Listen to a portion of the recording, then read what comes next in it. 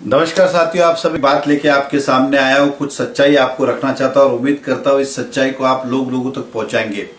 मीरा भाईंदर शहर के अंदर काफी तेजी से कोरोना बढ़ रहा है। 450 के आंकड़े दिन भर आ रहे।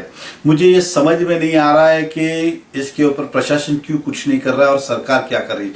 मैं अगर मीरा भाईंदर की बात करता हूँ तो हमारे यहाँ पे पिछले साल मई महीने में जब आंकड़े बढ़ रहे थे तो डांगे साहब कमिश्नर थे, उनकी बदली की गई और डॉक्टर राठौड़ आईएएस ऑफिसर जो डायरेक्ट आईएएस है उनका अपॉइंटमेंट किया गया। तो आज डॉक्टर राठौड़ कहां पर है? केसेस बढ़ रहे। आज डॉक्टर राठौड़ कहां पर है? तो कमिश्नर बंगलो मीरा रोड में। अभी तक आपको बता दूं उनकी बदली की है, लेकिन आज भी वो बंगले में ही है, घर पे है, उन्हें कोई चार्ज नहीं दिया गया। ऐसी क्या मजबूरी थी कि डॉक्टर राठौड़ आईएएस ऑफिसर को आपने घर पे बिठा के रखा है, कोई जवाबदारी नहीं। और दूसरे जो एडिशनल कमिश्नर थे जो उनसे कम अनुभवी है उनको मीरा भाईंदर सौंप दिया। पहले आपने इसी डॉक्टर राठौड़ को लाया था कि कोरोना बढ़ रहा है तो ये नियंत्रण में लाएंगे, उनका अनुभव है, उनका एक्सपीरियंस है और डायरेक्ट आईएएस है। मैं ये नहीं कहता हूं कि ढोले साहब को कुछ नॉलेज नहीं होगा, लेकिन उनसे ज्यादा अनुभवी जो है आईएएस ऑफिसर है, उनको आपने घर पे बिठाया है और इनको आपने पूरा शहर सौंप दिया है जहां पे केसेस दिन ब दिन बढ़ रहे। और जब इसको डिटेल में ज्ञान से देखा गया तो क्यों हुआ ये समझ में आया कि पिछले एक साल के अंदर 100 करोड़ रुपए से ज्यादा कोरोना के ऊपर खर्च किए गए और इसके अंदर बहुत बड़े मात्रा में घोटाला भी हुआ है, भ्रष्टाचार भी हुआ है। मैं हाईकोर्ट भी जाऊंगा, मैं एंटी करप्शन भी जाऊंगा और मैं अपनी तरफ से पूरी कोशिश करूंगा इस सब बारे। मैं उदाहरण के तौर पे कहना चाहता हूं, मुझे इसी लगता है कि ढोले साहब को ये सारी बातें दबाने के लिए बुलाया गया है।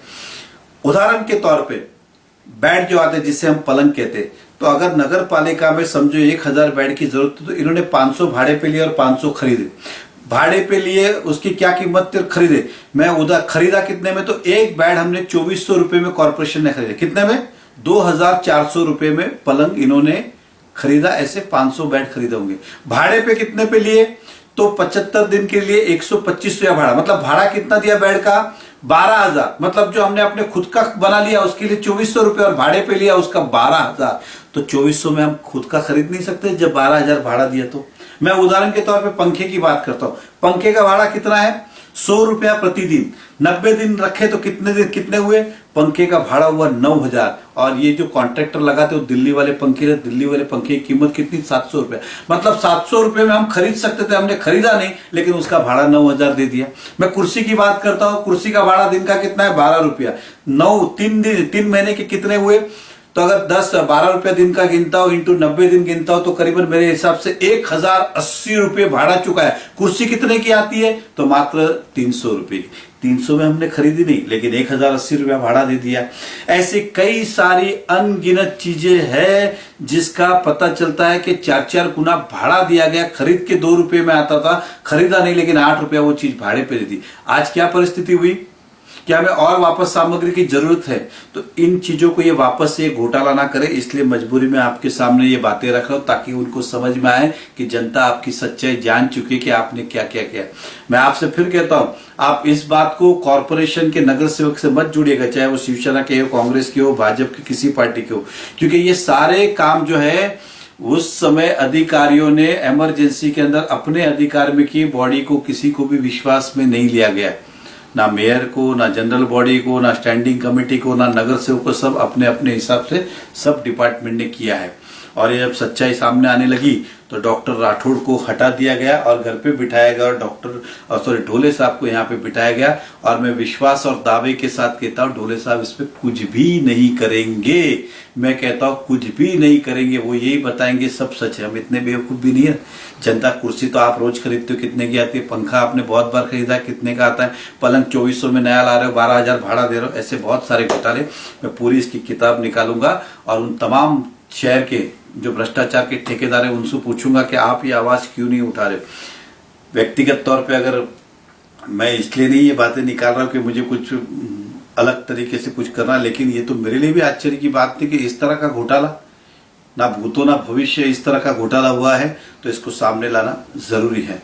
मैं व्यापारियों की अगर बात करता हूँ, टैक्स भर रहे हैं, उनका व्यापार बंद है, उनका धंधा बंद है, नौकरियां बंद है, लेकिन टैक्स भर रहे और उस टैक्स के माध्यम से लाखों रुपए नेताओं की सैलरी हो रही है, चाहे एमएलए हो, चाहे मंत्री हो, जो भी इनका पगार मिल रहा है। हम लॉकडाउन में घर पे थे, हमारी नौकरियां नहीं थी, हमें पगार नहीं था, हमारा व्यापार नहीं था, लेकिन हमने जो कुछ भी टैक्स भरा इनसे इनका पगार हो रहा है। निकाले वो लोग 1.5 साल की अपनी पासबुक दिखाए सरकार ने उनके खाते में कितने पैसे जमा किए और हमारे आम आदमी के खाते में क्या दिया, तो शून्य।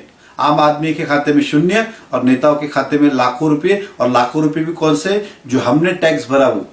तो इनको कोई फर्क नहीं गिरता, लॉकडाउन हो कि क्या हो, इनका पगार चालू है। अगर 5 साल लॉकडाउन रहे तो भी इनको तकलीफ नहीं, इनका पगार चालू है। तकलीफ तो हम व्यापारियों को है, आम आदमियों को है।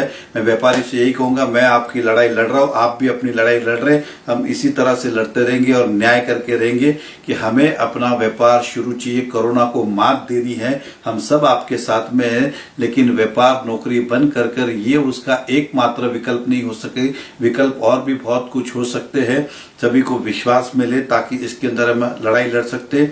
लड़ाई भले प्रशासन अकेले लड़ रहे होंगे, लेकिन हम सब उनके साथ में। जहाँ अच्छा है वहाँ अच्छा है, लेकिन जहाँ गलत है वहाँ गलत है। जहाँ भ्रष्टाचार है वहाँ भ्रष्टाचार है। हॉस्पिटल की अगर स्थितियां भी देखूं तो आज के दिन में, क्योंकि ये हम ये कह सकते हैं कि संख्या बढ़ रही है, इसलिए अब तक इनकी प्लानिंग भी नहीं हुई। पेशेंट आता है, एडमिट जरूर करते, लेकिन देखने वाला कोई नहीं होता है। आज परिस्थिति ये गंभीर है। ऐसे बहुत सारे अनुभव मैंने देखे हैं, इसलिए हम विपोरियो के माध्यम से हम पूरी कोशिश करेंगे कि उनके सुख दुख में खड़े रहे। और मैं फिर जनता से यही कहूंगा कि ये बातें जन जन तक पहुंचाएं कि इन अधिकारियों ने 1 साल में शहर को लूटा ही नहीं, निचोड़ा है। क्योंकि मैंने कहा कि 700 रुपए का पंखा आता है और उसका भाड़ा 9,000 दिया, तो आप सोचिए किस लेवल पे घोटाले इन्होंने किए हैं। और ये सारा हम उजागर करके रहेंगे और मुझे पूरा विश्वास है कि जनता इस लड़ाई में हमारा साथ देगी। मैं फिर कहता हूं कि आप लोग को अपने अपने परिवार की रक्षा खुद ही को करनी होगी। सरकार अपनी तरफ से कोशिश कर रही होगी भले, लेकिन हमें अपनी परिवार की रक्षा खुद करनी है। बहुत बहुत धन्यवाद। जय हिंद, जय महाराष्ट्र।